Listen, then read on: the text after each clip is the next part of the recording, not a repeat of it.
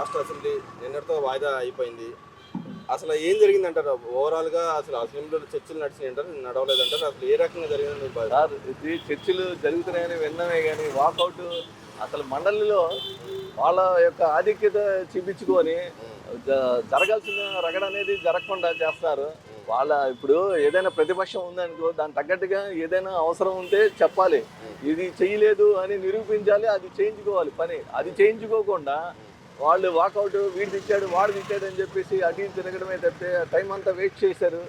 అది జరగాల్సిన సభలో వ్యవహారం నాకు ప్రజలకి ఏం చేయలేదు ఏం చేయాలి అనేది అడగకుండా క్వశ్చన్లు ఈ వాకౌట్లు ఇవే సరిపోయింది సార్. అంటే ఇక్కడ తిరుపతి లడ్డు వ్యవహారం మీద వాళ్ళు చర్చకి రమ్మంటే ఈ గవర్నమెంట్ పారిపోతుందని వాళ్ళు పదే పదే మాట్లాడుతున్నారు. సార్ ఇది అందరికీ తెలిసిన వ్యవహారమే. ఎందుకు నా సాగ తీసుకొని దేవుడి వ్యవహారం ఎవడు చేస్తే వాడే పోతాడు. దాని గురించి తీసుకొని టైం అంతా వేస్ట్ తప్పితే ఏమీ లేదు. తీసుకొని చేస్తున్నారు. మరి మన రాష్ట్ర మాజీ ముఖ్యమంత్రి గారు ఫస్ట్ క్లాస్ స్టూడెంట్ గారు అసెంబ్లీ రాకుండా మరి బయట పెళ్లిళ్ళు కాటికి తిరుగుతుంటారు. దాన్ని ఎలా చూడొచ్చుంటారు? ఆయన మరి ప్రతిపక్ష నాయకుడు హోదా కావాలని తిరుగుతున్నారు. దాన్ని ఎలా చూడొచ్చుంటారు ఇక్కడ? సార్ అది ఆయనకే తెలియాలి సార్. జనాల్ని బాగుపడాలి, నేను 2029లో వస్తాను అన్నాడు. రావాలంటే ఏం చేయాలి? ప్రజల్లో మమైకం అయి ఉండాలి, ప్లస్ అసెంబ్లీ కావాలి.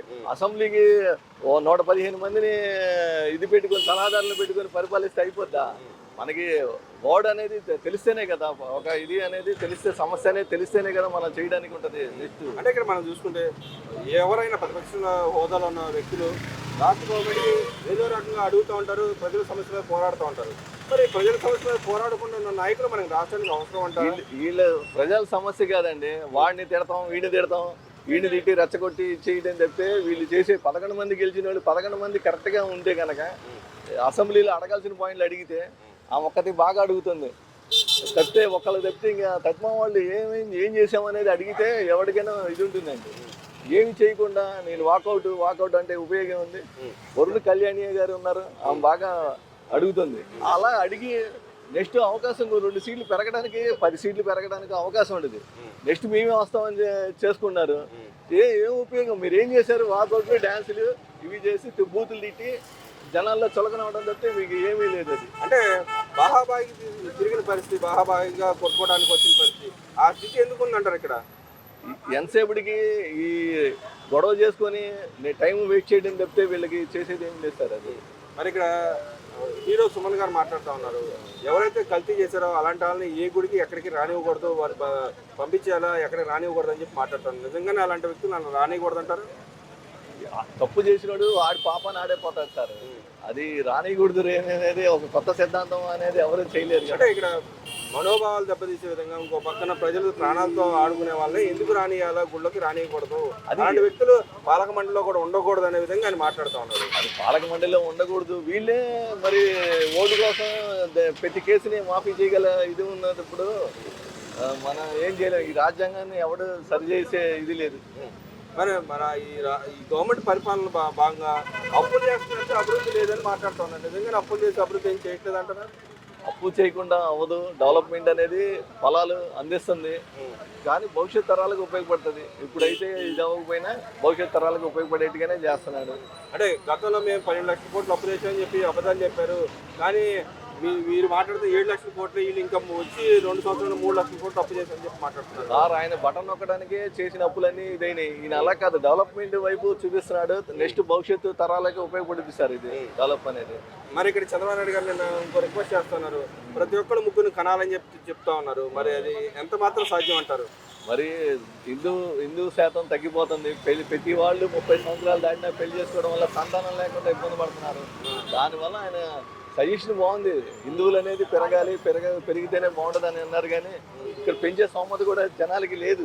ఎందుకు లేదంటారు? కారణం లేదండి, ఒకడికి స్కూల్ ఫీజు ఎంత ఉంటుంది ఇంకా ముగ్గురు కానీ ఏం చేస్తాడు?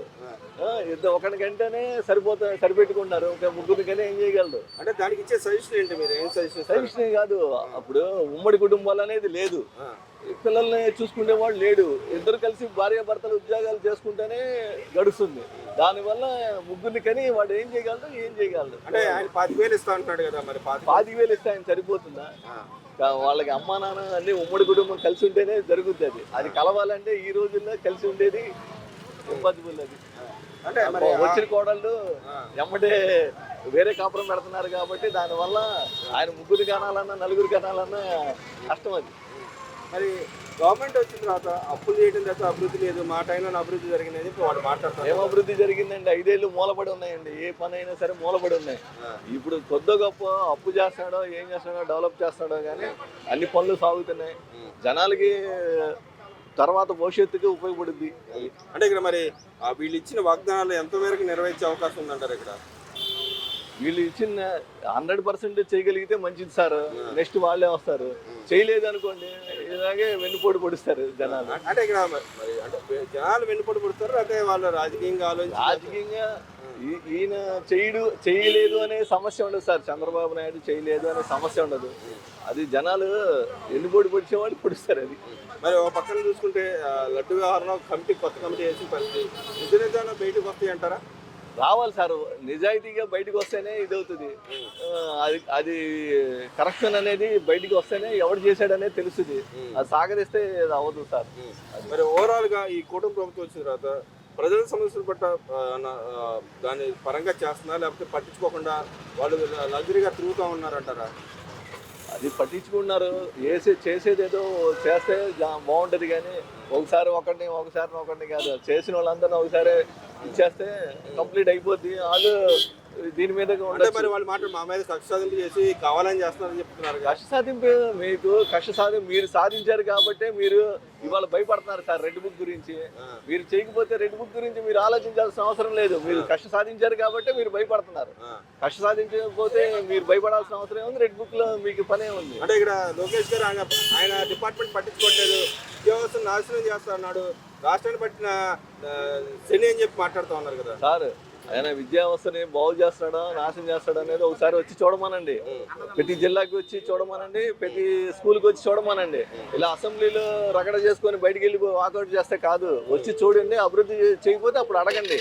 అడిగితే రెండో మీటింగ్ శాసన మండలిలో కానీ శాసనసభలో కానీ అడిగితే మీకు ఏం చేస్తాడో ఏం చేయలేదని తెలుస్తుంది మీకు. అంటే ఇక్కడ మరి వైసీపీ నాయకులు 11 మంది ఎన్నికయ్యారు. వాళ్ళు ఇప్పుడు వరకు అసెంబ్లీ రాలేదు. అసెంబ్లీ కూడా అయిపోయింది. 2 సంవత్సరాలు అయిపోయింది. వాళ్ళు వచ్చి నెక్స్ట్ మేమే వస్తామని చెప్తున్నారు. మరి ఇన్ని రోజులు మనం వాళ్ళకి ఇవ్వాల్సిన జీత మధ్యాలు మనం ఇవ్వాల్సిన మన ట్యాక్స్ రూపాయలు ఇవ్వాల్సిందే. మరి రాని వ్యక్తులకు ఇవ్వాలంటారా ఇవ్వద్దంటారు? సార్ ఏదైనా సరే ఆ శాసన మండలిలో తీసుకుంటే నిర్ణయాలు గవర్నమెంట్ అదే దాంట్లో ఉంటాయి కదా చర్చలు. అది ఇవ్వాలా వేతనం ఇవ్వాలా ఇవ్వక్కర్లేదు అనేది ఆయన చైర్మన్ గారు చూసుకోగలరు. కాకపోతే ఏంటంటే వచ్చి ప్రజల యొక్క బాధ వినిపిస్తే వాళ్ళు డెవలప్మెంట్ కొద్దిగా ఎక్స్ట్రా చేయడానికి అవకాశం ఉంటుంది. ఈ ప్రజల తరపున ఈ పని అవ్వలేదు ఆ పని అవ్వలేదు అని అన్నారు అనుకోండి, ఆ 11 మంది నెక్స్ట్ 22 మంది అయినా అవడానికి అవకాశం ఉంటుంది. అసలు ఏం చేయకుండా మనం 11 మందికి ఇదైపోవాలంటే ఎక్కడ అవుతుంది సార్? అంటే ఇక్కడ వాళ్ళు ఆయన ఏమైనా పాదయాత్ర చేస్తాడు, వాళ్ళ జిల్లా నువ్వు చేసి ఉపయోగం ఉంది, ఎవరిని పట్టించుకున్నప్పుడు నీకు అవసరం అని చెప్పి అంటా ఉంటుంది. ఆయన నిజంగా పాదయాత్ర చేస్తే గెలుస్తాడు 2029 మళ్ళీ. అది ప్రజలే చెప్తారు సార్ త్వరలో.